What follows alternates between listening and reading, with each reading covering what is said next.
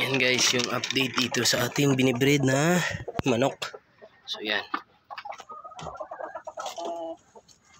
So tingnan natin kung ilan na yung itlog nila. Ayan.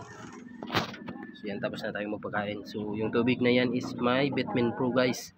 So yan yung ating ganoy hawkline, yung ating broodcock, and then yung ganoy natin na hen. So silipin natin kung ilan na yung itlog. So yan guys, so 2, 4, 6, 7. So bali yung isa dyan is itlog ng ating cobra. So inalo ko lang dyan. So bali 6 na yung itlog ng ating ganoy na hen.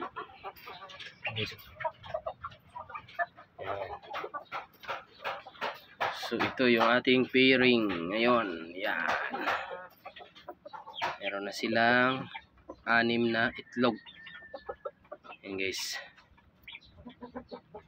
So puli madagdagan pa yung itlog na to para makapagparami tayo ng ganitong breed na manok. Yan.